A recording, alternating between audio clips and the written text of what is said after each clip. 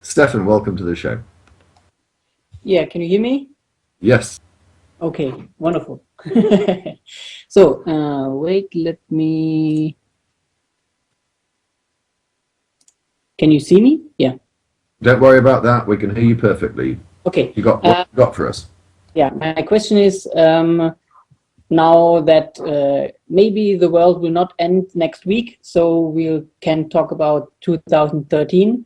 And my question was, what do you hope or what do you expect realistically the atheist movement to achieve in the next year? Seth. Well, I always enjoy end of the world predictions because I heard Thunderfoot say once that Harold Camping was a gift. When we remember Harold Camping's predictions for the rapture coming, right? And he's absolutely right. These end of the world predictions and the panic and the craziness are a gift. What astounds me is the sheeple continue to go into panic mode. I was reading a story the other day about how people are stockpiling food and every, they're actually worried about this kind of thing. I'm excited about 2013, hopefully not in kind of a bumper sticker kind of way. I have a few concerns, but I think we are seeing, it was this weekend or it was yesterday, 1 year ago that we lost Christopher Hitchens. And yet we continue to see forward strides for rationality and for free thought. And I think 2013 is going to continue that. I think more and more people are going to be part of the conversation, even if they're not, even those who aren't listening are going to have to, they're going to hear, it's going to be on, it's going to be around them. And hopefully it will begin to knock down that bubble that they've placed themselves in. It will help to maybe one day penetrate the cocoon that they're in and get them into the conversation. I'm excited about 2013 for that reason. I'm a little nervous because I don't know if everyone has noticed, there are so many now, there's so many conferences and conventions happening. It used to be there were a couple of major ones every year. But now you're seeing little pockets, these little mini conferences, and they're by the dozens and dozens all around the country. And I'm excited for that on a local level. I think it's awesome. I'm nervous that will it lose its luster? Will people then say, come on, it's just another free thought event, don't bother? Will it become yesterday's news for free thinkers to get together? I don't know. I'd be curious to hear my host's view on that. Well, this is something that we did briefly touch upon before we went live, and I know that Thunder also has opinions that he would like to express. From my point of view, it sounds awfully disrespectful to the speakers that you hear at these conferences, but in general, I think it is accurate to say I've heard it all before. Now, I attended DC, where I had the pleasure of meeting, amongst other people, yourself, Seth.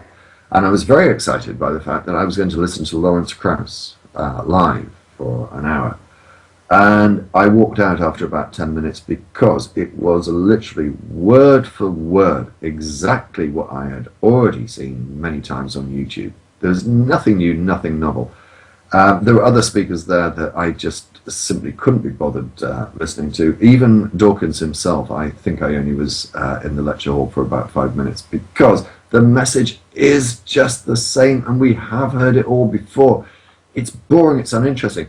What excites me about those sort of events is meeting people that you wouldn't otherwise have ever met had it not been for the internet and YouTube. That's what excites me. Meeting you, well, I'm not going to name them because if I miss someone out, they'll feel slighted by it. But that's what excites me. Listening to the lectures? No. And most of these people, I have to say, are probably there because they're trying to sell a book. Thunder. I agree with almost everything DPR said, that for people like us who have heard it all before, especially these talks, which do suffer from a lot of repetition. But I think for a lot of people Seth's views are probably more relevant here. I'm at universities almost all of the time surrounded by essentially a 100% free-thinking atheist type community, right? Most of the people who go to these conferences are people from Seth's world, where they are the lone atheist, surrounded. It's like being gay, or it's like being gay 20 years ago, when it was, it was something that you felt was the right thing. You felt it's who you were, but you couldn't really tell anyone about it. And you do get this sensation when you go to these conferences that there are these people there who just, it's such a relief to go to these conferences where everyone is, they can finally say what they think about religion. They don't have to hide it anymore. So what are your thoughts on that, Seth? I have two thoughts.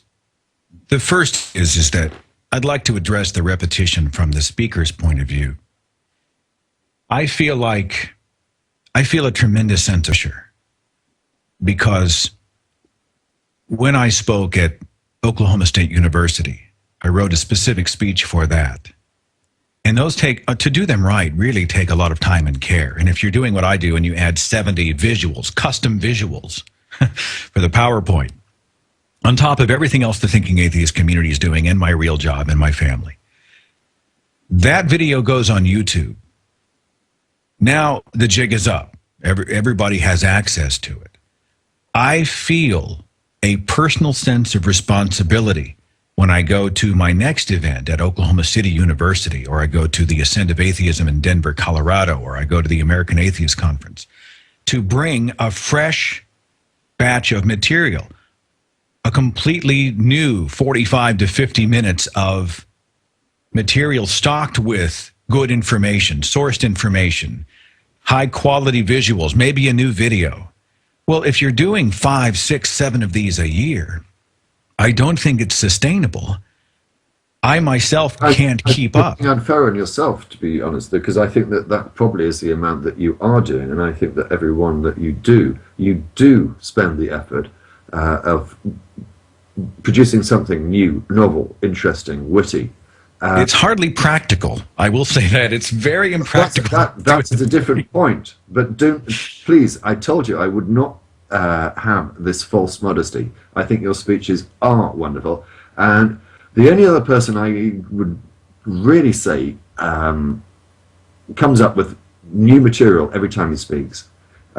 He's not everyone's favourite person at the moment, but PC Myers, always. You never know what you're going to get with PC. I happen to think yours are more entertaining, but please, false modesty, I'm not having it. Your lectures are very good, and I think that the time that you obviously spend in preparing them it reflects in the quality of them. As the community grows, and as I continue to do what I do, and as I continue to try to do a better job of committing to have a personal life, I don't want Natalie and my family suffering for the fact that they're eating dinner by themselves every night because I'm holed up in the production room, or working on a project or speech or book or what have you. It's not the kind of family I want. I want to have a life.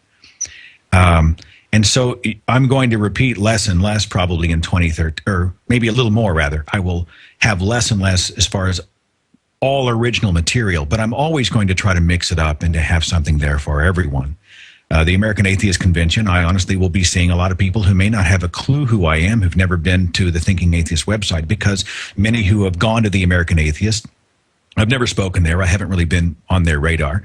And I may use some material that I've used in the past that I know is solid and resonates with audiences. And if it's, and hopefully those who've heard it before will still be engaged and entertained by it. But the second point I wanted to make, I'm sorry, Thunder, go ahead.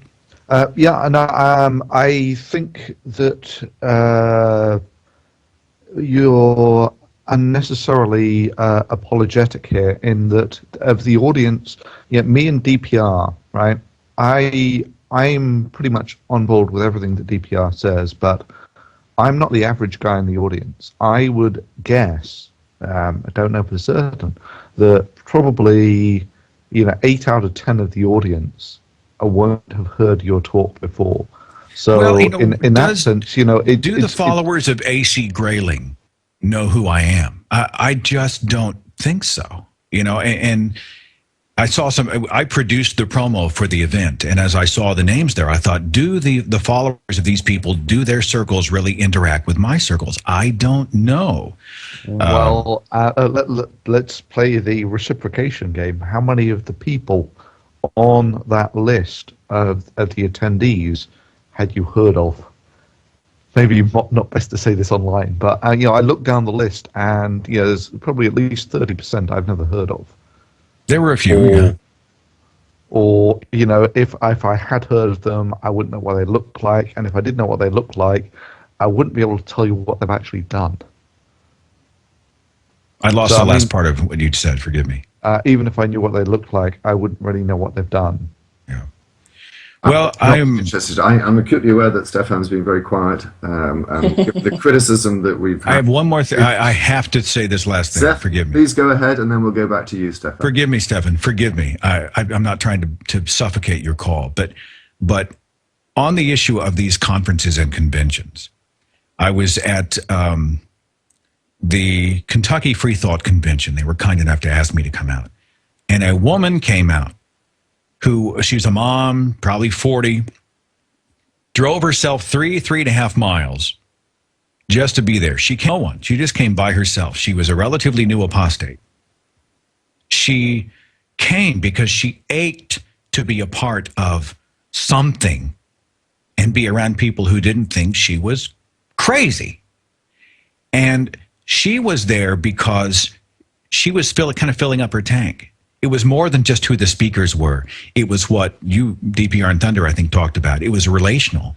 I want to be around people who get me. I want to shake hands with people. I want to have conversations with people. I want to have some connection. If I may, I said we'll go back to Stefan, but I think it's a very a crucial point, and I apologize for interrupting you, Seth.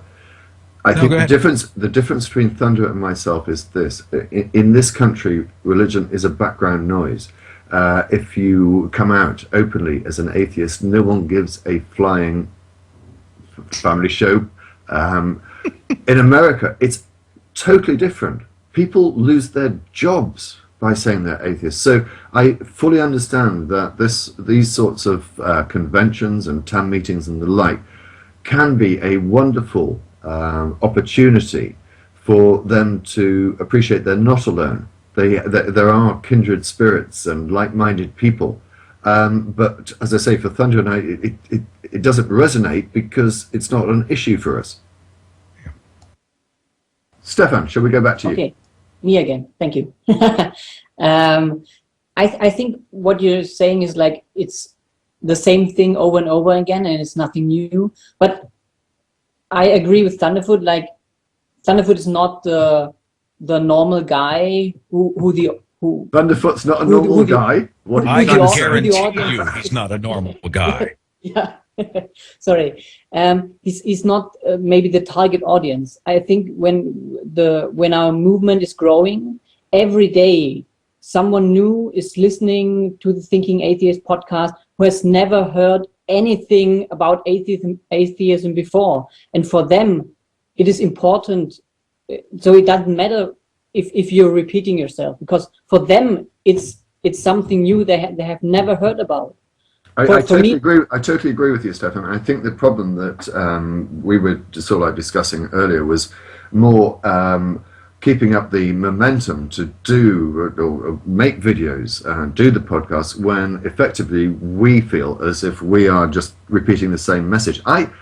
I have not made a video on YouTube for some time, and the reason, well, I've got part 5 of God Is Not Good. Slacker! But the reason is because I don't think I've got anything novel to say, or a way of saying it in a novel manner. That's for me what the issue is. And again, it goes back, in my view, to the fact that the arguments that we're dealing with have not changed, as Seth has said, but they've not changed for 2,000 years, and they've been utterly refuted, debunked, and whatever. How? Yeah, but there was even for you, there was a time when you choose to make videos because at that time there were something new. So there is always something new, even if it's a new Christian apologetic, or I don't know. but okay, the argument from Christianity didn't change the last 200 years, but the atheist 2000, movement, I think. yeah, whatever, for a long time. Let's agree on that. But it's important, I think, for everyone. Like every 2 years, we have a new wave of new atheistic leaders. Let's say, for example, there's new young people coming up to the stage and giving speeches. Seth is relatively newer to the atheist movement, so I think that's just the way it goes. When the atheist movement is growing, new people come in. The people who are longer in the movement, they think, oh yeah, I've heard that before. But for the new people, they always bring a new perspective. I think that's something to look forward to. I agree Thank you, totally, Stefan. and Thank you. I'm going to come to you, Seth, in a second. But Stefan, thank you very much for the call. I've got Okay, more thank people. you. Thank you very much. Bye. I've got more people. Remove the person. Got more people calling in today than ever before. And Earl, I'm coming to you again, but I'm using the three-strike rule. If you've not got it sorted this time, you're done. Let's see if we can add Earl to the call. Earl, are you with us? Yes, I am. Oh, that's much better. Thank you. And I apologize to everyone. No problem at all. I apologize for my rudeness to you. If it's the first time you've done it, I can understand it's not necessarily... It's his way. Yeah. I'm just a cantankerous old English git. Accept my apologies. How can we help you? What are you bringing to the table today, Earl? Well, I just wanted to take the time to thank gentlemen like yourself and Seth and Thunderfoot for the excellent videos you've put on YouTube that have helped gentlemen like me, you know, question religion and question my purpose in religion in the first place. You know, I'm pretty much a humanist myself. I've been in religion for the better part of 40 years. My father hadn't given me money to go to college because he, like so many other people, believed in the end of the world, you know, that was just around the corner. So to them, this is how serious it was. College was wrong. Higher education was wrong. And after the failure Please, Earl, expand on that. You're saying it's wrong, what, because it's a waste of time because the world's going to end? Exactly. This Wow. was back When was it going to end? Well, at the time, it was 1985 after I got out of high school, and they all felt because of, and you can take a guess which religion it is, you can, because of things starting back in 1914, that they felt that that those who were around at the time of 1914 were going to see the coming of Armageddon. They were going to see the coming of the end times as they knew it. And so they, at that time, college, it was like, for them, it was like going to a job that said going out of business and you're going in there to ask for work. That's exactly how they saw it at the time. What did you think about it? Obviously, you grew up in this environment. At the time, presumably there was a stage where you fully bought into it?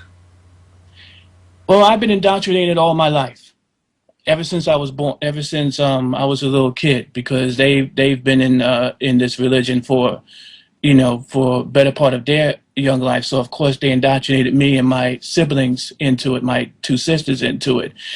And, you know, after the failure of my first marriage and realizing that, you know, I started feeling, you know, like a loser, like you know, what is going on? You know, why isn't my life going anywhere? You know, things like that. You know, then I thought about the child abuse I suffered, you know, when I was 9 years old, because they, for some strange, stupid reason, trusted anybody who walked inside the church doors. So I've had babysitters abuse me physically, not sexually. And when all is said and done, in 2009, I leave it up to YouTube and the videos. It started with the GII video about why won't God heal amputees. And, you know, we've always been... Great video. I'm sorry? That's a great video. It's also how I started. But do carry on, and then we're going to go to Seth. But do carry on. Finish your account. Yeah. Well, it all started with that video, and of course, when you use that search engine a bit, and they give you the recommended videos, that's when I got into the Thinking Atheist video about Noah's Ark and about Adam and Eve, and it just all made sense at that point. And for a long time, I was very hesitant to just stop believing in God altogether. I was done with religion at that point and dogma, but just that belief in God. And then when I saw the other videos about, okay, how you can't disprove the Easter Bunny, you can't disprove the Great Pumpkin, doesn't mean you believe in it, and it just opened up doors right now. And that's why now I can stand here and call myself a humanist, a secular humanist, and realize this is something, if I may ask you, it's again a topic that we touched on very briefly before we started the show, and I'm going to invite Seth to give his account. Presumably your friends and family and most people that you grew up with are still religious. What sort of difficulties is that causing you? It's basically with them that it's social suicide.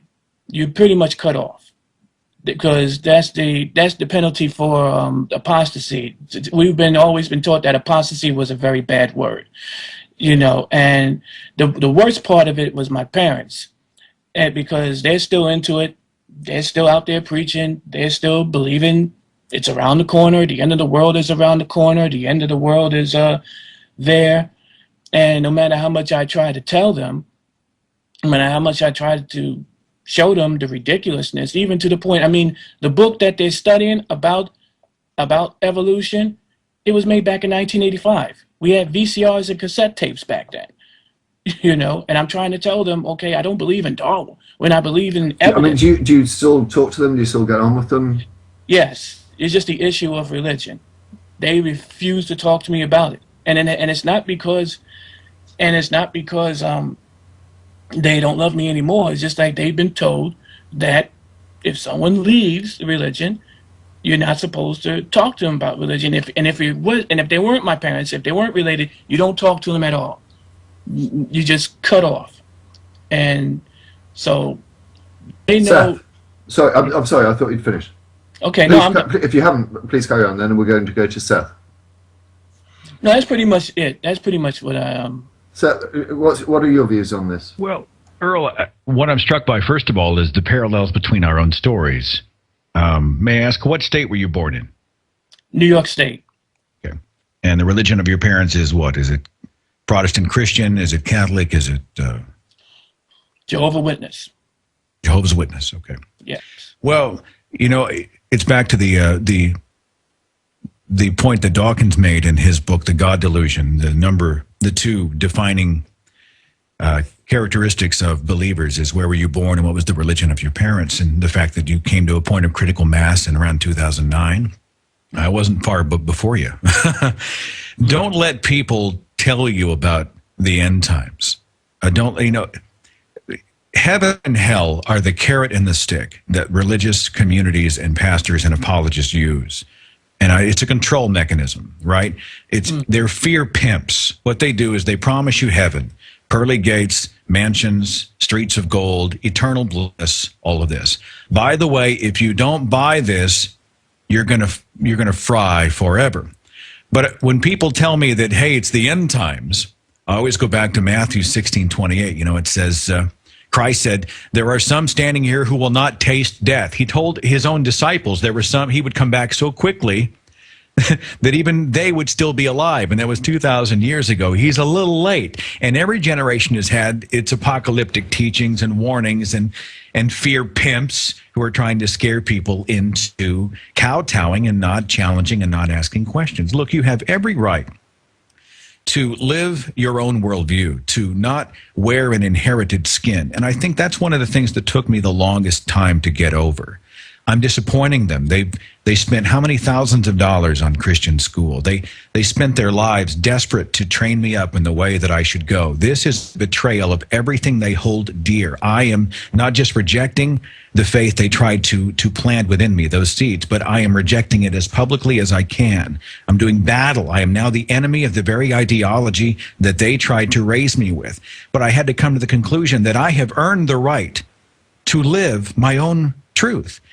And wherever that journey takes us, Earl, you know, I don't care what ends up at the end, but whatever the facts are, whether it's no God, whether Jesus shows up tomorrow and proves himself, whether it's the flying spaghetti monster, whether we're all in a big, you know, in a big snow globe, you know, whatever the truth is, that's what we want.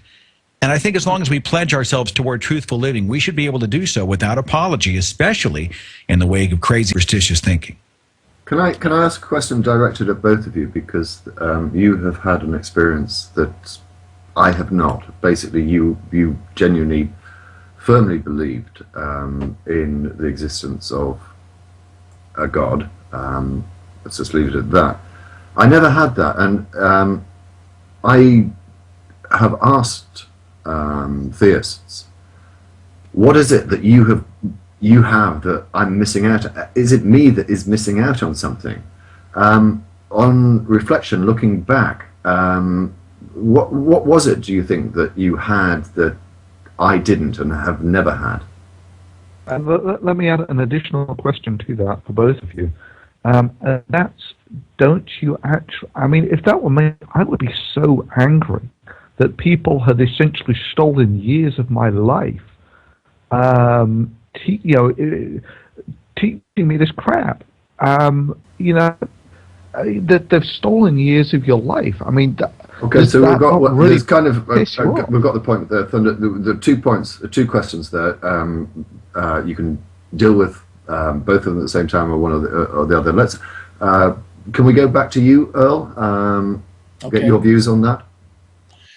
Well, I agree with Thunderfoot. I was pretty upset, but what helped me come over my anger from my parents is the fact that they pretty much how would I say it? They I guess it's just that strength of indoctrination. It's like they had that, you know, it's what they firmly believed. It's what they based their lives on. It's what they based their lives on. It's what they based their children's lives on. Until we reach adulthood, none of my sisters, my 2 sisters, go into the kingdom hall either, and but my parents still do. They still walk in the street preaching, and everything is just that power of indoctrination that just got to them. And yeah, I for a time I was angry, but I guess what kind of helped me get over my anger is the fact that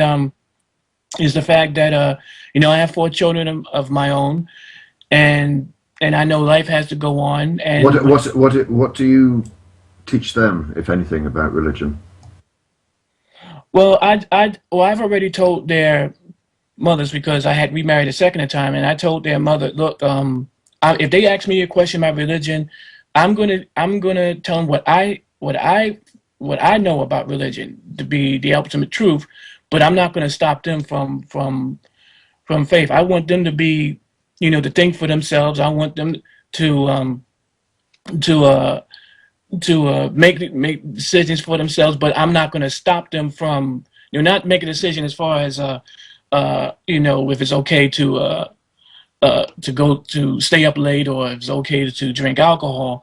But if you want to believe in this God, I'm going to tell you, if they come to me about it, I'm going to tell them why, and tell them no and why. Okay, they don't live with me, but I'm not going to keep my feelings to myself, and plus I am their father.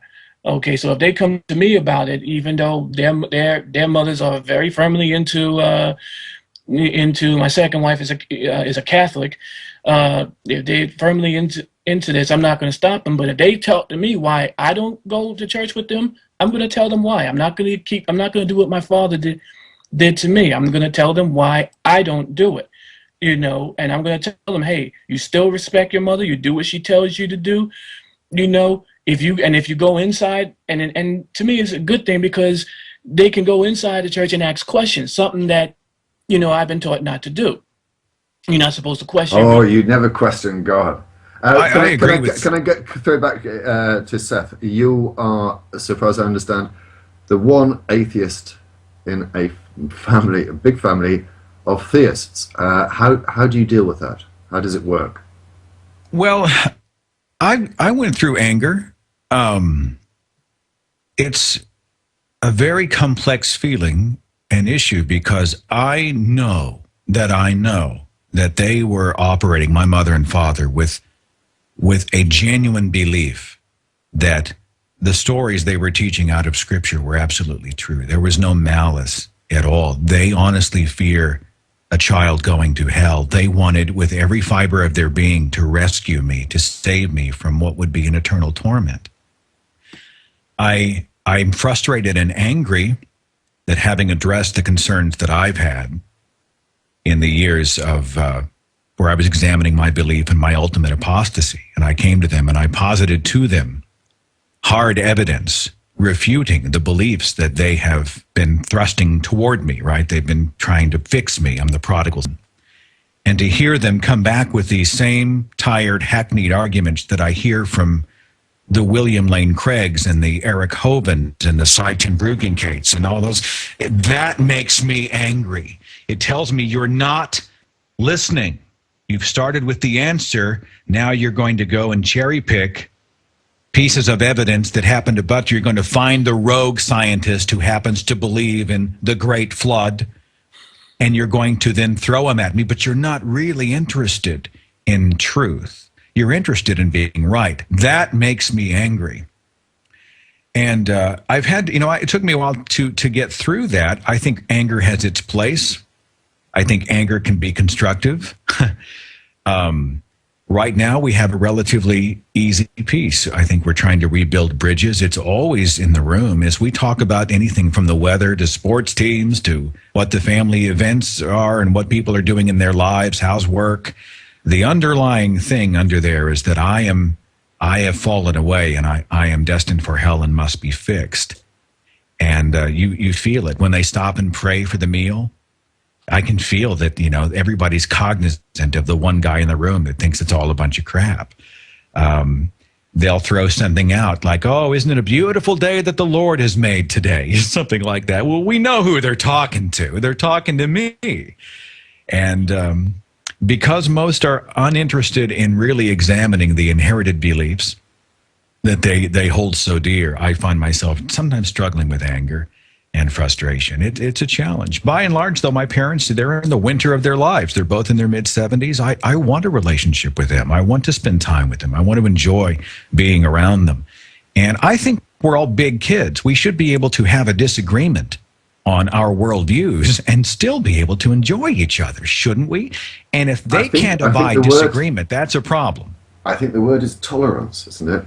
I but don't this really is the thing, care DPR. what people think as long as they don't impose it on me. But just the one thing, if I may, very quickly, if I can just express this, because this is the one thing that really angers me. We were talking about the shooting in Newtown, Connecticut earlier.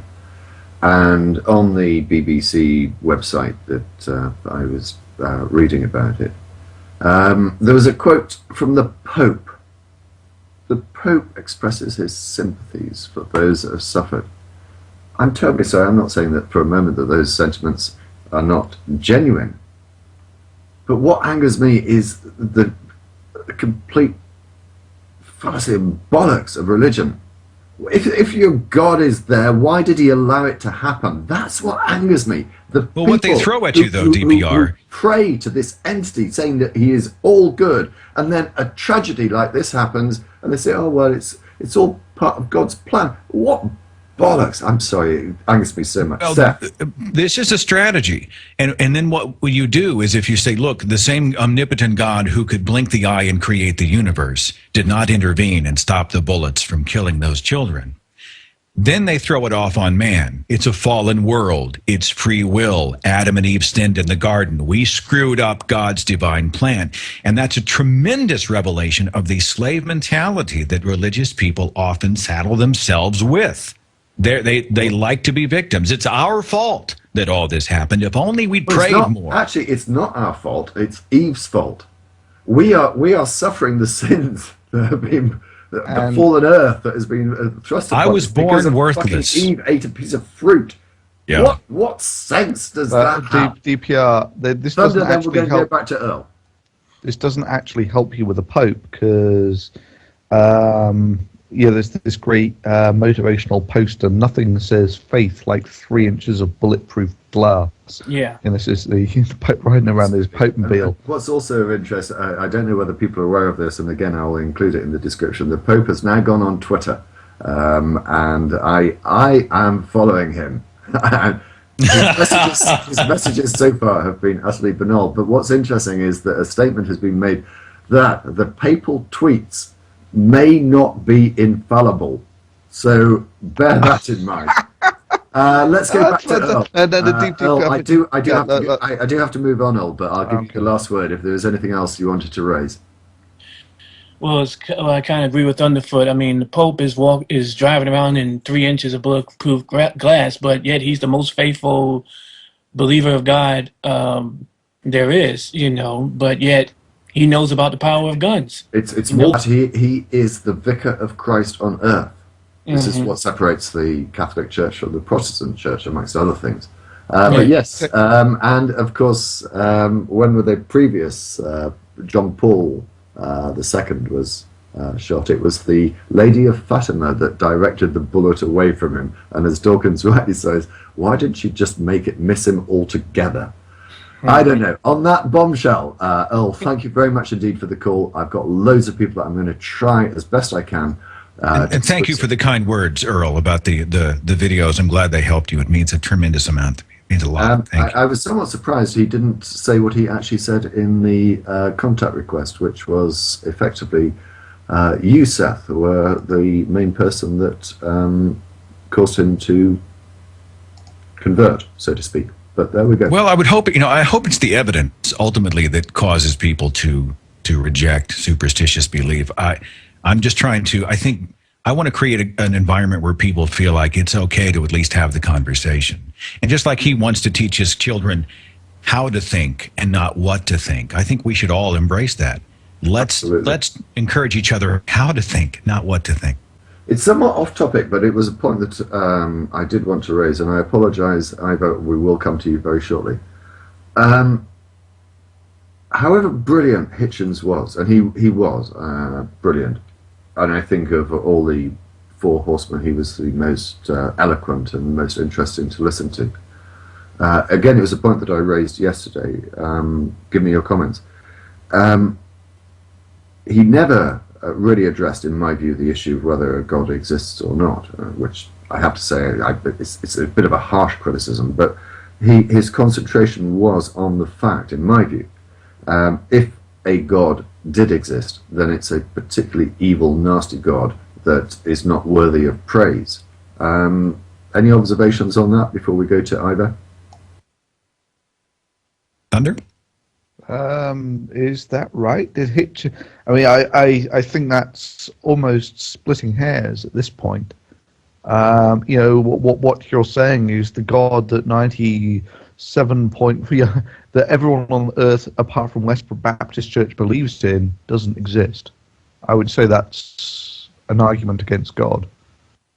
I think if you author a book called The Portable Atheist, you've pretty much taken a hard stand. And to say you are anti-theist, you have taken a stand. I mean, I think he obviously acknowledged you cannot disprove the existence of God, just as you can't disprove the existence of a giant plush monkey suction cupped to the back of one of Jupiter's moons. That's not a productive way to approach the argument. But I think one thing I did appreciate about Hitchens is that he was able to talk about someone who could tell a story and who was entertaining and compelling from the stage and who was fearless and had a kind of a personality behind.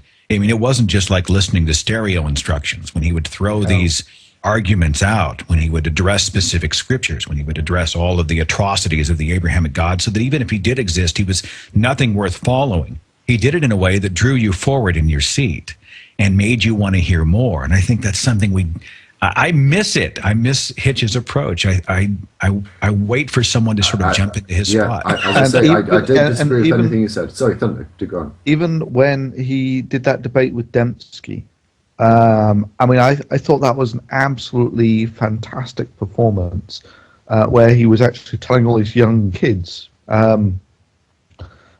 in ways far more eloquently than I could deliver, essentially the same message that Seth was saying. That what we want to do is teach people how to think, not what to think. And what's more, that he was alert. Yeah, beware of the con men who come to you with certainty. And he was just devastating in the way that he nailed it.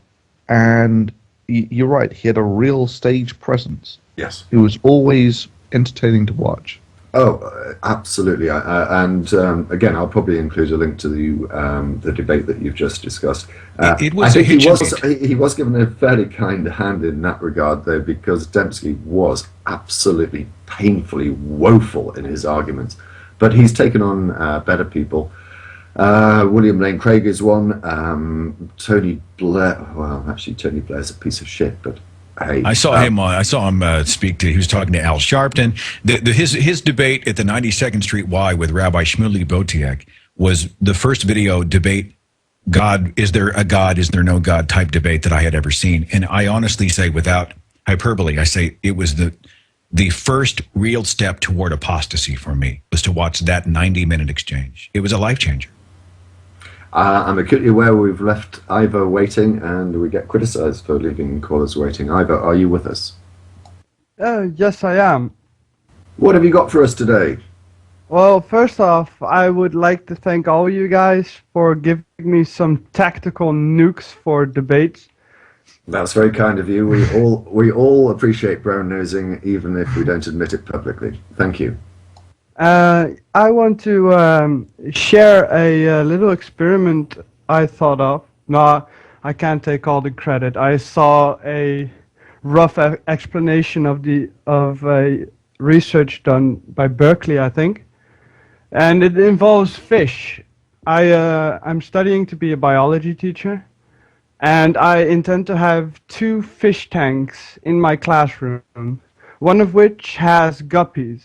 And I don't know if you know the fish, but guppies have a really fast procreation rate. I mean, if you by chance have one male in it, you can bet your money on it that about 2 weeks after that you have 1,000 guppies in your bowl.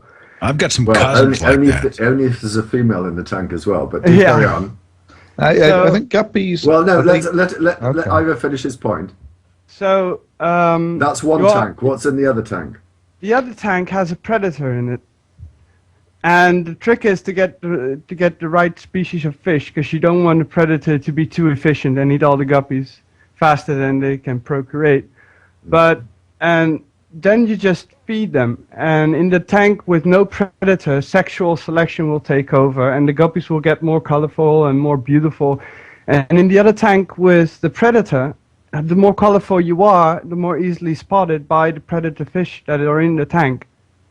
So right. As my classes progresses, and the equivalent of high school here, it takes 4 years, and hopefully by the time my first class graduates, you would see morphological change. According to that research, the first small changes are noticeable after 5 generations or so. I'm not sure. It's an interesting idea. I think there are better ways of explaining evolution, but hey. I've seen this movie. I've seen this movie, and it goes horribly wrong, and it's going to be on the Sci-Fi Network in 6 months. I'm just saying. Sharktopus is what you're building, essentially. Yeah. That's a hilarious film, by the way. Yeah. There we are. Thank you very much. I appreciate your call. Sorry, well, there's something else? Do go on. I have one more question for Sure. Thunder, about protein folding. I'm wondering if I could use a slinky as an analogy. Like This has got to be the most esoteric call we've ever had. Thunder, would a slinky be a good analogy or model for protein folding? I'm not so sure how. On that bombshell, Ivor, and give No, hang on. Look, I'm curious as to. Oh shit! Wow, be still my heart. I mean, this thread has just been riveting. for the rest of us. I apologise for removing you so quickly. I'm quickly aware there are many contact requests. I am going to get through as many as we can, and I am going to take Miles next, but we'll see. And the rest of the contact requests I'll come to. By the way, Protein Folding is another sci-fi movie that is just absolutely amazing. Miles, are you with us? Yes, I am. Hi, how are you doing? Hi, I'm good. Good. I'm not quite sure I'm going to follow up on Ivar. That was an interesting call. I'm sure it's quite genuine, but it was kind of esoteric, and protein folding I don't think is really the sort of topic that anyone other than Thunder may be able to talk about, but hey. Let's. What have you got for us? I wanted to talk about my schooling in England. Religious studies is mandatory. I'm not quite sure until what age, but we did it until GCSE age. And up until then, in my school, our religious education teacher was an atheist, which I found was really interesting. He would do these like strange exercises, like practicing skepticism. He was like making arguments about the world being flat, and he didn't believe it obviously, but just certain things like that. And I was wondering what you guys thought on something like that being, you could say, some sort of requirement to get a kind of fair and unbiased religious education class. I think an atheist is probably the best person to take a religious education class. I have no problem with people being educated about religion, provided it's in the sort of like the environment of a history lesson as opposed to a reality lesson. Seth, your views? Well, forgive me, Miles, I couldn't hear the majority of your call. Let me make sure that I'm on your page. Are we talking about the validity of teaching world religions in school? Not precisely. More about the way it's taught in terms of an atheist teaching religious education within the classroom. And what you said earlier about in England, atheism isn't really seen as a big deal. Yeah, that is the case, really. Like, most of the people I associate with are atheists. They just happen to be. I didn't go up to them and go, "Oh, are you?" blah blah. And it was interesting though, because my family is quite religious. I went to a church school in my younger years, from the age of like 5 to 11 or something, and the secondary school I went to was a good 5 minutes walk. So most of the people that was brought up in that school did go to that secondary school. So it wasn't an official religious school, but it had a large religious influence in terms of the teachers, and that was the school in which I did have the atheist teacher. Well, Miles, Seth is back with us, and he's messaging me saying that the audio is much better. Do you want to repeat your question rather than have me try and translate it to get his views on it? Yeah, sure. Basically, I was talking about how in my secondary school, my religious education teacher was an atheist, and I was wondering whether you think it would be a good idea to have that as some sort of requirement, you could say, to have a fair and unbiased classroom. Well, I don't know if it's practical or even the right move to require a non-believer to hold a specific position. I do think that I think that we should be teaching facts instead of agendas. You're going to find scientists who hold a personal religious belief. You're going to find teachers who hold a personal religious belief. If they want to hold said belief, they're more than welcome to. What I want in the classroom is not agenda-based proselytizing. I want the teaching of the facts. Daniel Dennett and I agree on this. He believes that there should be required classes in every American high school of all the major world's religions, not that this one is true and this one is not. I had world religions when I was in private school, and essentially it was debate training. They would teach you about Jehovah's Witness. They would teach you about Mormonism and Islam and all these other things. But it was from a position of here's how you beat them in a debate. If they knock on your door, here's how you beat them. Well, that's not educating right now. You're not teaching anything. What you're doing is you're trying to create converts. But I believe that I think it's absolutely essential, critical. We teach the tenets of all the major world religions. Just the facts. Who's the deity? What are the requirements? What are their laws or testaments or what have you? What does their holy book say? What are the requirements for paradise? What happens when you die? Can I just ask you, every major Seth, one, and then you allow people. I'm sorry, sir. Can I just ask you this? Because along with those questions, I think one of the ones that gets the worst response, but perhaps makes them think more, is to ask them why they believe in their particular flavor of God and not another one. Why is it that their religion is right and not another one?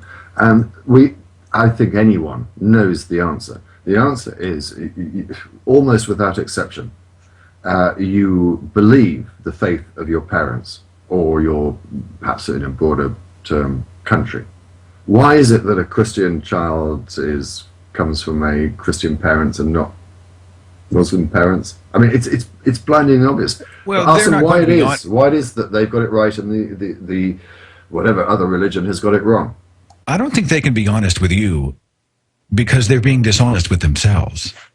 You know, this is confirmation bias. This is, I have the truth, which is an empowering feeling for the believer. I have the good news. I have been the one enlightened and everyone else is deceived. I must go and rescue the world. Now I have a mission. I have a purpose. I have a posthumous existence in the sky, all these things. When you were a believer, when you were on radio, broadcasting on a Christian channel and so forth, did that question ever enter your mind, or did you just simply not accept it? Did you think, why am I not a Muslim? No, I'm in Oklahoma. Everybody's Christian. And this is, it's like a biosphere. When everyone around you thinks like you, and there are variations. Oh, yeah, there's the Pentecostals disagree with the Baptists on issues like speaking in tongues. And we disagree on whether or not you baptize with immersion or whether or not you baptize with water. Do you sprinkle? Do you use oil? Is salvation eternal? Do you receive the Holy Spirit upon salvation, or do you say a separate prayer? The semantics, those are fair game. But the main religion, it's identical. Everybody believes the very same thing. And you never really run into people around here, at least who publicly will say, hell, I don't buy it. And because of that, you're always confirmed. You're always thinking, well, geez, nobody disbelieves in God. It just never occurs to you to challenge that foundation. Hey, DPR, please, I have a question for you. Sure. You're a lifelong atheist or non-believer or whatever, right? My background, I think, very much like Thunder's, very mild indoctrination. At school, we were taught there was only one good book. We had scripture lessons, and we learned about the Old Testament, New Testament. By the age of about 8 or 9, I just sort of like drifted away from it. There was not one thing in particular. It wasn't a huge problem for me. It's just I've expressed it in this way in a video I posted on YouTube. It was like God floated away like flotsam on the ebb tide or something. There's nothing dramatic about it. I just lost interest. And at home, neither of my parents were believers. So it was so mild, I think you could probably say I was a non-believer throughout my life, yeah. So I must be an enigma to you. I mean, people who have believed, have believed for so long. Yes, and this is why I keep on asking people like yourself what it was like to be the believer that you were, and what your mind process was, and how you think I'm back stupid. on it. No, not at all. Oh, really? No. You can admit it. No, because I don't. And this is the poisonous thing about religion. It's not that you're stupid. It was that you were indoctrinated when you had a very young, malleable mind, and thoughts and ideas were put in your head in a pernicious, nasty way. And not only that you were also threatened with the idea of hell. How cruel is that, to tell a child that if they do not believe as you do, they will burn for eternity. That is disgusting. I'm sorry. I was just turning the screw there. I know you don't feel that way. I just thought it'd be funny to get you off on a tangent, because you're really good at that, and I enjoy seeing that side of you. It irritates me. Look, I saw some pictures. Very calm and placid, though. I don't like when I see pictures of these young kids. And they cart them in. I mean, they have lines of them going down the hall, and they throw them into a room, and they're like, "Now, who loves you more than anyone else in the world?" And they all look up and go, "Jesus." And who died for your sins? Jesus. And where do you want to go when you die? Jesus, heaven. They're just. You know what? Honestly, I have to interrupt you because let's go back to gun law. If I come to America, give me your gun, get me a license, because I want to shoot Ken Ham. For one, please. Because more than most I would like to associate myself at this moment. Children, this. Yeah, I was about to say DPR. People have got arrested going into America for less. I would like to. I told him I'm going to disavow. Give me his gun. I'm not going to take a gun with me, for fuck's sake. I'm not that stupid. You take a hose to him. That'll be a lot more gratifying, and it won't land you in, as we say in America, the pokey. Well, if I kill Ken Ham, I'm not going to end up in prison. I suspect I am. Should we open up a poll? Should we open? In fact, I may do that. In fact, I can't. Tony, I think you're logged in. Perhaps you can open up a poll, Tony, and we'll take a vote on whether Ken Ham should be shot for. I'm sorry. For me, it is a very serious issue, and it does make me very emotional. People like him are teaching children bullshit. So we had psychological abuse. To go back to your point, Seth, of course I don't think you're stupid. You're incredibly intelligent. You're very articulate. You're whatever. You've just got out of the indoctrination. I don't blame you. How can I blame you for being indoctrinated? Well, one of the things I've always wanted to accomplish, I've wanted to, is to try to create an atmosphere of empathy. Many lifelong non-believers do not understand how hard it is to crawl out. And I think, understanding how someone else, how they were raised, how indoctrination works, the psychological abuse that does take place when we're very young children, and how difficult it is to break those molds, I think is something that if people really understood, I think they'd be a little more empathetic and sympathetic toward. Obviously, Raja will come to you very shortly. Obviously, the culture in America does not make that particularly easy. In the time that you have been an open atheist and have been doing your podcasts and your website and your public speaking, do you have optimism that things are changing in the right direction? Tulsa, Oklahoma is like, I just wrote a book, and in the book I say that Oklahoma has two things in prevalence. We have tornadoes and churches, and the tornadoes are easier to escape. That is an absolute truth. But in 2011, we had 300 people come out to an Oklahoma Free Thought Convention, the first event of its kind, over 500 last year. And they're very small steps, but I'm starting to see, even in my circle, my local circle, we're starting to see ripples of rationalism begin to move outward. And I am optimistic. It's going to be a slog. It's going to be a long uphill climb. The religious will not go quietly. They're going to wave their finger at us, and they're going to claim moral superiority. They're going to try to demonize us. They're going to do everything in their arsenal to try to quell that rising tide. But I think it will happen. It may take a decade before we see any real ripples here as far as any real tangible effects. But we have to start somewhere. A slow process, much like taking on gun control. I'm sorry, Yes. Thunder, do be brief, because I'm aware that we're keeping Raj waiting. Thunder. Okay. I just wanted to say this is another thing that is different between America and England. Is it's not just that there isn't the number of Christians. It's also that there just isn't that social penalty to pay for saying I'm not a believer. Right, whereas there is in Oklahoma. So I think that you and those who are coming out in Oklahoma, you are the first pebbles that come before the avalanche, because when you actually get an environment where there are more free thinkers, there is less of a penalty to pay for leaving the religion.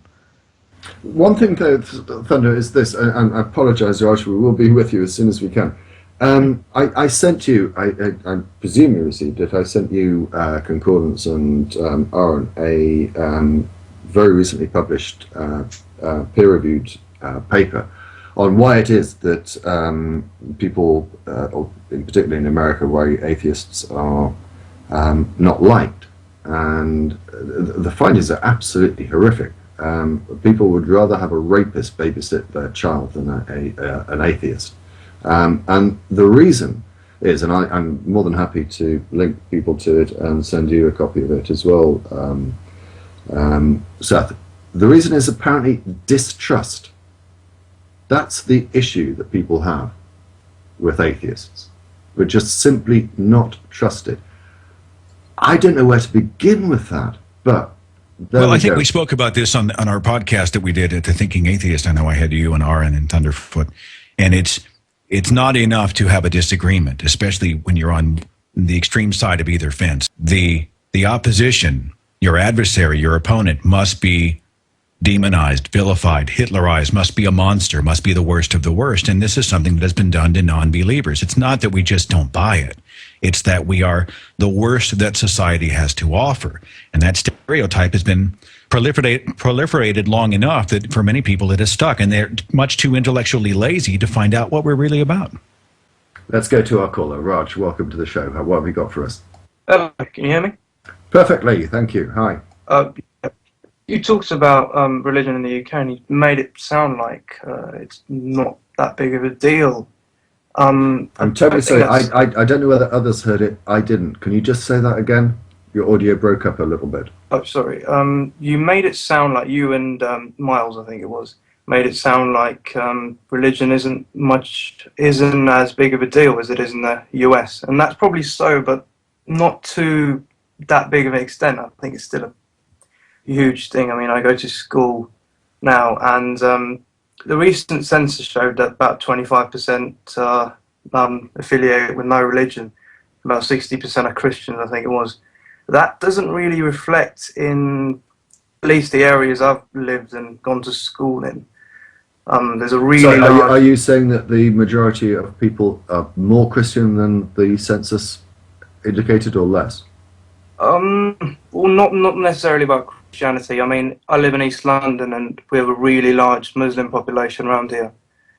And well, in my school, at least 60% or 70% are Muslim. So on Ramadan, when everybody's out, at least, you know, most of the school's empty. So I mean, it doesn't seem like, you know, all my friends are atheists, and it's not really a big deal. And Miles commented on religious education in the UK.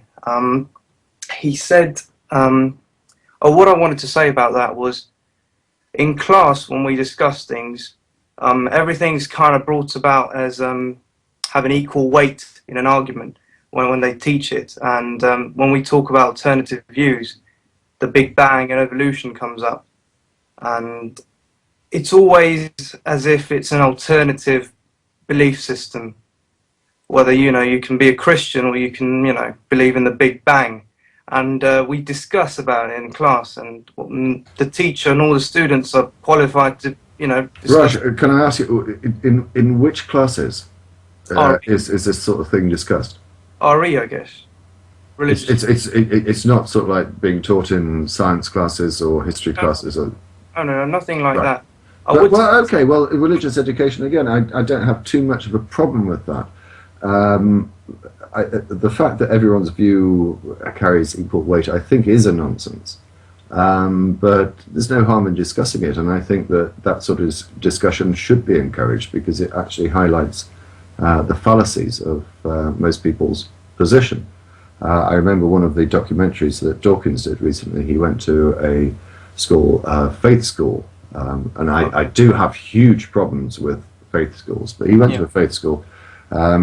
Muslim faith school, and every single pupil in the biology class doubted evolution. And they thought the Quran was better. Yes. And they thought the Quran was, Yeah, you know exactly what I'm referring to. Yeah. I think that's disgraceful. But that, I think, is more based on my objection to faith schools. I don't think you would have that in other schools. In fact, there was a recent development. I think that the Secretary of State for Education within the last year said that no funding, public funding, would be given to any school that did not teach evolution as a fact.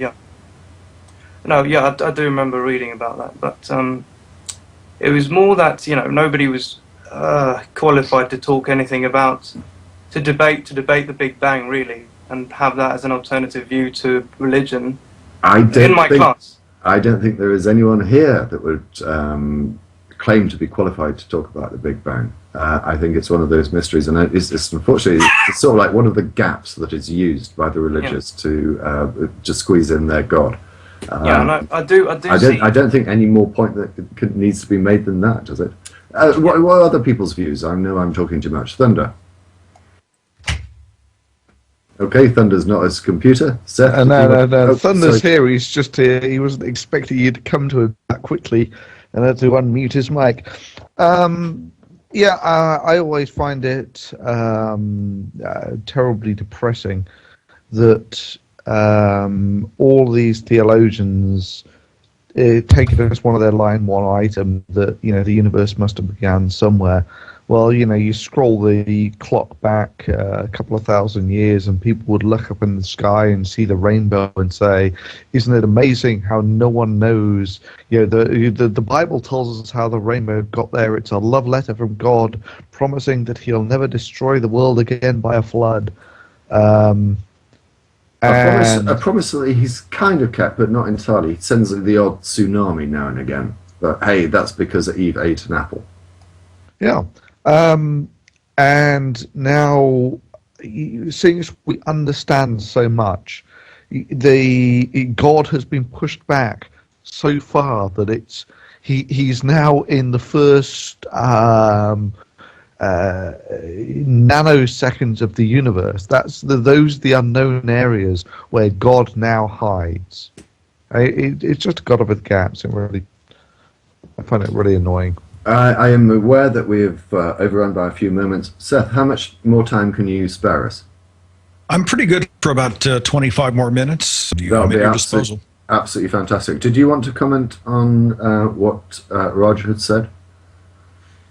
Well, I don't know that I have anything to add that you already haven't. I do want to express a tremendous amount of frustration if I have to hear evolution is just a theory one more time, I feel like I'm going to just go put my head to the wall. Yeah, it is. And this is, I realize that people hold on, they clutch onto their cherished belief systems, right? This is the foundation on which many of them have built their lives. It is their security blanket. They will not give it up easily. Look, thinking critically, challenging the established belief systems of our parents and families and culture and what have you is difficult. It's uncomfortable, and most people don't want discomfort. They want comfort and security and assurance, and so they circle the wagons, and they hear that there is an explanation of the origins of the universe that fall well outside of their holy book, and they are immediately going to latch on to the first sort of bubblegum response, paper-thin response that they can get their hands on, and they were taught by their parents evolution's just a theory, and without learning what scientific theory is all about, or the evidence for the Hubble constant and all of that type of stuff, they're going to just say, it's just a theory, and then they're going to go out and have a burger. The religion kills curiosity, and it's a tremendous amount of frustration that I feel every time that comes up. I have to say, I couldn't agree more with what you've just said. That frustration I get as well. And it's enhanced. That one in Hitler. It's enhanced because of the fact that these people are perpetuating something that they know is untrue. They have been told what the word theory means. Well, I don't know if they know or look. Aaron Ra had a great quote at the Reason on the Rock event a few months ago. He said, ignorance is not just what you don't know. Ignorance is also what you won't know. They don't want to hear the answer. So it's not that they don't know. It's that they have built that wall, right? They have the barbed wire out, and the correct answers are now at arm's length and are not allowed in. This goes back it's willful ignorance. This goes back to a point that we were discussing much earlier on in the show. What is the best way to approach these people? And again, I ask you specifically, Seth, because you are in a position that I have never been in, namely that you actually did once believe. So what was it that worked with you that got the message across for you? I have a very strong opinion on this subject. So if I go off on a tangent, will you interrupt me? You are our special guest. Will you derail the train if I lose track of time? I can't promise you that. I again feel that anger has its place, but I think the angry atheist quite often does more damage to the cause of free thought than someone who is an accessible person, a real person who embraces life and wants to be happy and to build a bridge rather than burn it. Now, those people will misinterpret kindness for weakness. And they will say, oh, these people, these creatards, religiotards, these are terms I would like to see removed from our vernacular permanently, by the way. They'll never get it. They are subhuman. They are all these things. Well, no, actually, the vast majority of religious people that I have ever met are good people who are indoctrinated by their families and cultures. They're doing their best to live good lives. They've been insulated, and you're not going to browbeat them into reason. I think we have to ourselves try to be the best people we can be, to be the most approachable people that we can be, so that when they come to a point, and there's a good chance that at some point in their life, they're going to look at the Noah story and say, oh, it just didn't make sense. I don't know. It may or may not, maybe 10 years, but there's, it's a 600-year-old guy. I don't know. Well, if I'm in his, or if I'm on his radar, and I'm an attractive person to be around, I'm a person who does not put him off, turn him off, or whatever. I just might be the person that they come to and they say, look, can you tell me what you think about all this? If I was if I was a believer and I had jumped into an angry atheist type environment, and I had genuine questions, there's a very good chance I would have been turned off and tuned out, and I might not be doing any of this today. Christopher Hitchens is, again, I don't want to deify the man, but he's just about a perfect example of strength without being a douchebag. He was on stage, he owned it, he ridiculed without apology, he ridiculed religion, but he was also filled with good humor. He loved to laugh. He was very kind to his antagonists. And I think we have a responsibility in the free thought community to try to be the best people we can be, and to try to promote atmospheres of goodwill and kindness wherever we can. Because those who are on the fringes, who are going through moments of doubt, real doubt, they will then feel more free to come to us and say, and feel like they're not going to be vilified or insulted or attacked or made to feel stupid, but they can be safe and they can ask those questions, and now we have a conversation. That makes sense? Can I pause you there and ask you this question? Because what my experience tells me is this, that when you are dealing with people of faith and trying to reason with them, the very fact that you question their faith is for them an act of aggression and confrontational state. I do not see how else you can do it. But well, let me add a second question. All right. For example, do you think Dawkins is correctly described by many as being strident and aggressive? I don't. And this is, I believe the victim mentality is a tactic in the church. Look, religion has had pretty much carte blanche to be as vocal as it wants for a long, long time. And now that it is in an era where there's a great website called Let Me Google That For You. And I use it for people who won't take 30 seconds to do a quick Google search of some very basic information. I mean, the dogma itself is ripe for ridicule. Yes. I just lost my train of thought. You ever do that? Frequently. Happens At my all the age, time. at my age, it happens all the Just time. What was I talking Okay, let Thunder fill in the gap whilst Seth gets his mind back. No, the really horrible bit is the second you said is like, actually, what was he just talking Okay, about? let's go back to Raj then. One of us has got to hold I it really together. did. I was going down that bunny trail, and then I hit a fork, and then I just I turned okay. into my parents. It's okay. It was a very eloquent rant. Let's go back to Raj. As you Okay, we were talking about shrill atheists. He's talking to shrill. I don't agree that Dawkins is shrill. I think you have to be blunt and you have to address. And I even mock the dogma and doctrine very, very much so. I don't think you go and say to a believer, "You're an idiot. You're stupid. You're all these horrible things." I think we have every bit of a responsibility to go into the dogma and make fun of it. It should be ridiculed. It's not that we made it to look ridiculous; it's that it is ridiculous. And the victim mentality, which is where I was going, man, it feels good to be able to finish this train of thought. I feel validated.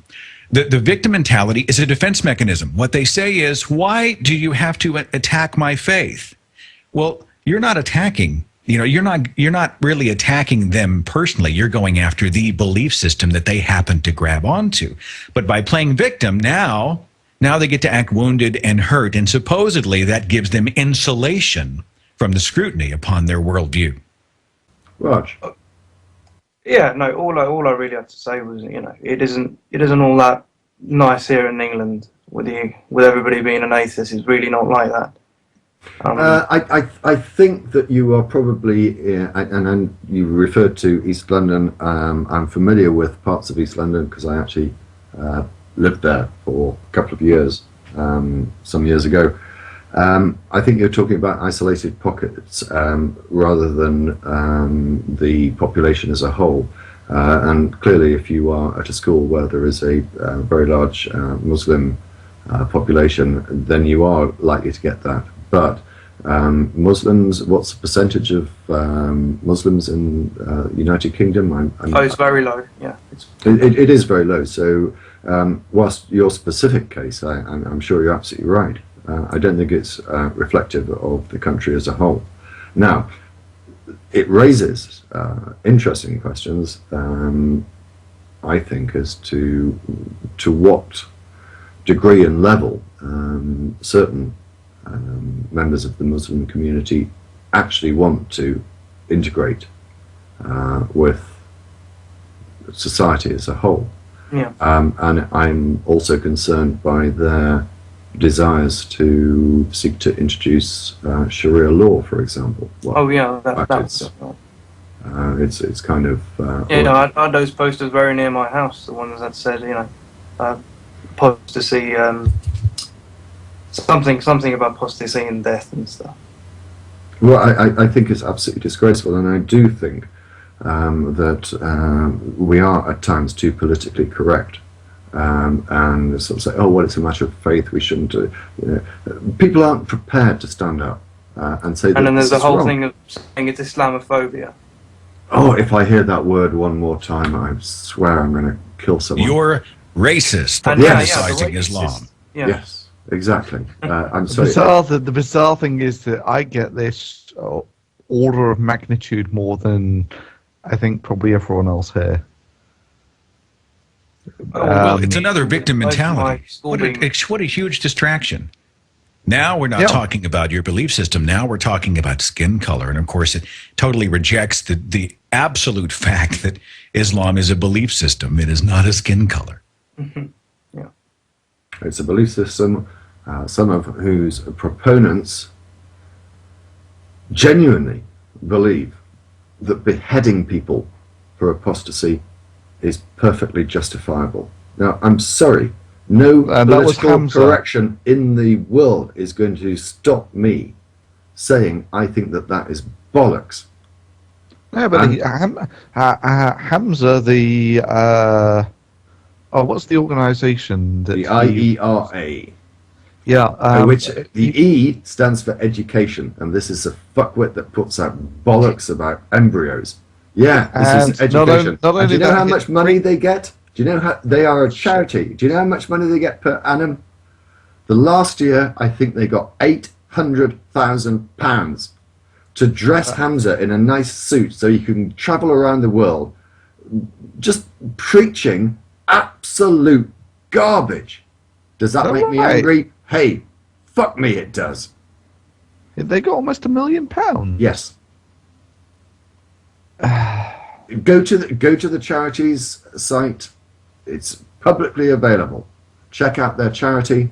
The first accounts that they posted were so about clear, 2009. The second accounts that they posted were, and I will apologise if I'm wrong, were 800,000-ish. It's around that figure. That's absolutely ludicrous. I mean, Yes. what do they have to show for that money? They're ignoring that. They've got Hamza in a nice suit travelling all over the world, giving the same bloody speech, which he has plagiarised from William Lane Craig and included other elements of utter nonsense, such as his embryo business in the Quran. And that's what... I have written to the charity. I have written to the charity commission, and I have complained about their charitable status. And do you know what their advice was? They said, well, you must write to the trustees of the charity. Do you know who the trustees of the charity are? It's all Hamza's close friends and associates and whatever. It's ridiculous, it's ludicrous, and yet, I know, Seth, you love me getting angry, but I'm sorry, I'm genuinely angry. It really fucking frustrates me.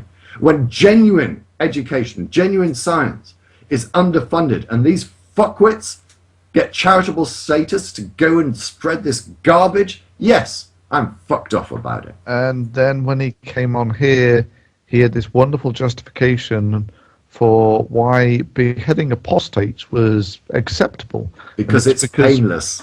Yeah. You've got to be kidding me.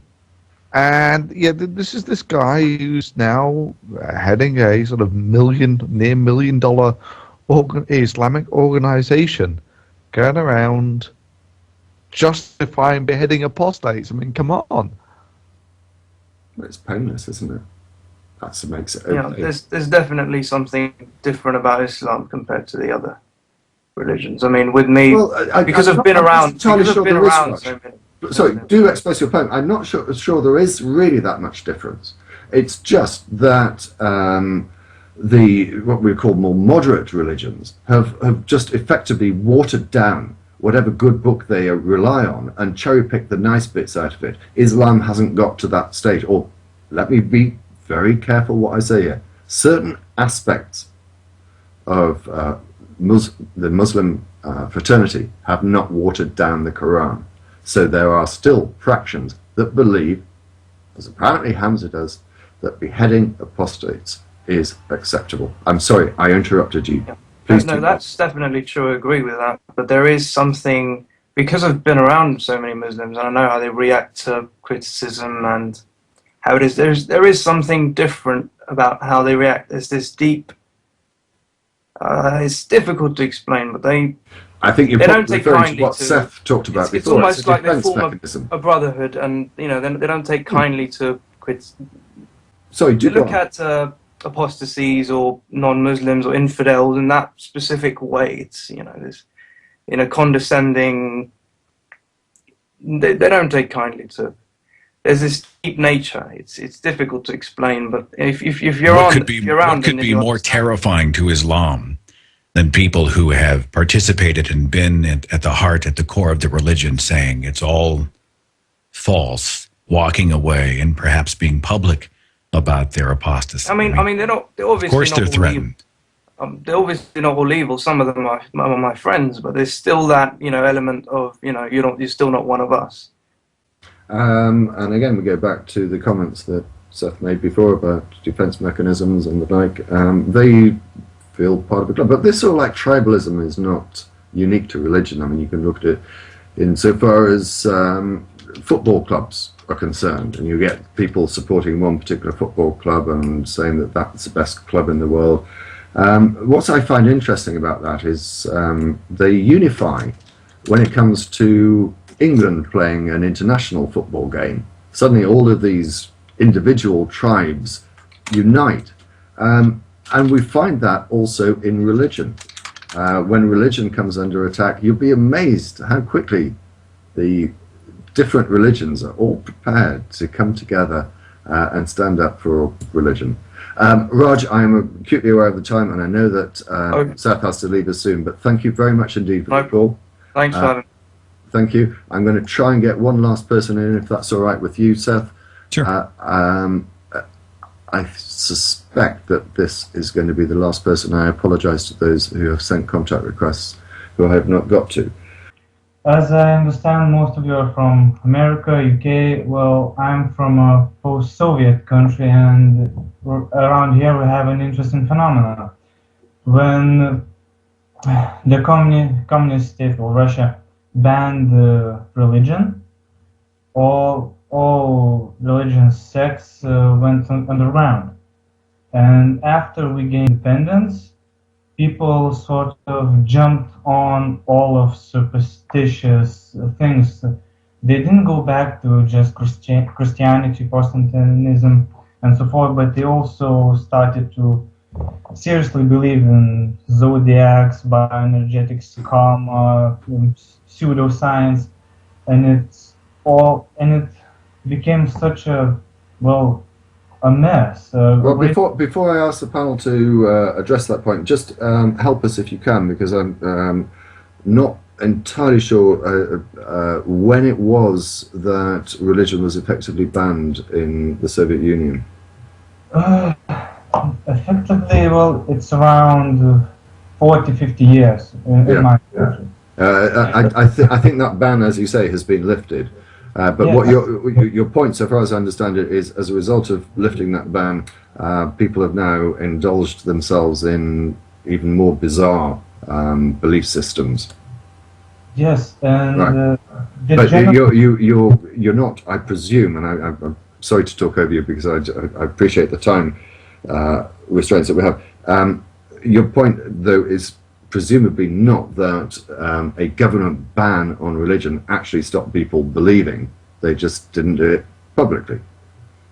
Yes, it didn't work completely, but the ban itself, when it was lifted, it sort of got a strange mentality. Well, now when I talk to people, it's like they acknowledge that religion isn't really good. They openly admit it is corrupt, yet they completely tolerate it. Some of them are deists or just believe in divine power or something. Help me out. Are you suggesting, therefore, that the ban did actually do some good or it did some bad? I think it actually did something bad. Well, I can't actually judge whether it's good or was it really good or was it really bad. I don't think banning religion will ever completely destroy it. I have to agree with you there, and I'm going to pause you if I may. I totally agree. You're effectively trying to create thought crimes. It's never going to work. You can't stop people believing by an act of law or statute or whatever. I have a thought here. Take this, Seth. You know, I see some parallels to the banning of religion to prohibition in the United States in around the 1920s, when alcohol and alcoholic beverages were prohibited. And, you know, people still found a way to get intoxicated, even though it wasn't legal. People will always find a way to sort of scratch the religious itch, even if it is made illegal. And I don't think it should be. I don't think that's the solution. You're not going to legislate how people think, nor should you. I think we have to defeat them in the arena of ideas. We have to suffocate bad information with good information. Robert Greene Ingersoll's quote says, "The more false we destroy, the more room we make for the true." And I think that's how religion must be approached. Yes, I agree completely. But this is the main point. When you try to talk about religion with people here, they completely ignore the question, like it is useless, like it isn't interesting. They do not get really offended, like when you say Yahweh isn't real, even if that person is mildly Christian. They don't get offended.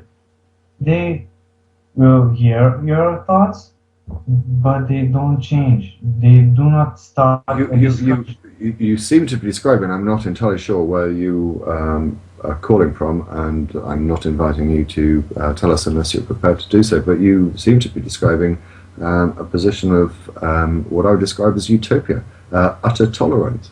If someone holds a belief, as long as it doesn't interfere with me, I don't have one care at all. I might not look at them with the same regard as I would with others, but hey, if they believe something, doesn't affect me, not a problem. Well, I'm not as interested in private belief. I'm interested in those people who are on the front lines, who are moving their private beliefs into an agenda that affects education and science and politics. yes, that's what I'm getting to. This is when you talk with people one-on-one. But if there are more of them, like 5 or 6 or 7, they do not engage, their religion, they do not force their religion views on you. Yet if you try to point out the bad deeds of ministers or something in our city, for example, they stop you. There's still that going down. They do not let you to start a discussion to point out their crimes, actual crimes. It's like a complete stillness. It isn't utopia. The problems are still here. And Look, I have to say I apologize profusely because we are now 28 minutes over time. I appreciate the call. Please feel free to call back on a future show, but I'm going to have to end it because our special guest has extended his kindness and courtesy by already 29 minutes. So I am going to have to bring everything to a close. But thank you very much indeed for the call, and please feel free to call on a future show. I'm going to try and wrap it up now. Firstly, by saying a huge thank you to our special guest, Seth Andrews, and as I say, when these videos go up on YouTube, I will include all the links to his podcast, his website, and YouTube channel, and so on. Thank you. Thank you very much indeed, Seth. I will come back to you for a closing word in a moment. Thunderfoot, always a pleasure to have you on the show, and a huge thank you to Tony, who's been working away behind the scenes with technical problems, but he's done a very good job. I apologize for the occasional glitch in cameras being frozen and so on. I'm going to invite first Thunderfoot for closing words, and then I'm going to leave the last word for you, sir. Thunder. It's been great having you on the show, Seth, and I think that you have made some of the best video. I mean, the professional manufacturer of some of the animated videos that you've done on YouTube is top notch. Thank you.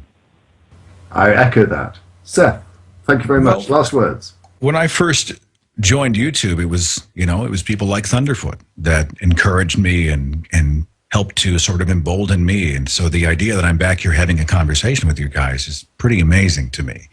And it's not just that you're my friends. I really do respect the work that you do. I love the conversation we're having, and I'm privileged to be a part of it. And I'm also privileged that so many have decided to sort of come along for the ride. And I have high hopes for 2013 for the cause of reason. I think it's going to be, if nothing else, a very interesting year. Well, in March next year, American Atheist Convention in Austin, Texas. I know that you are speaking there. Again, I will include links in the description. I'm hoping to be there myself. I'm very much looking forward to meeting you there if we can. Thank you. On that bombshell, thank you very much indeed, everyone, for joining the show. As ever, it will be posted hopefully within about 48 hours on YouTube. You can also get it on iTunes, and you can also get it from our website, www.magicsummonshow.com. But for now, thank you very much. Oh, I should finish on this way. Our next show is the 30th of December, and we are hoping to make it a Christmas special and invite some of those who have appeared on the show during the course of 2012 to come back. Those that have pretty much confirmed that they will be on the show include David Silverman and Non-Stamp Collector. I'm hoping to get others who, as I say, have appeared on the show. In particular, I would love to have Potholer back. Hopefully Concordance will be with us, Thunderfoot, and maybe yourself, Seth. But on that bombshell, thank you, everyone.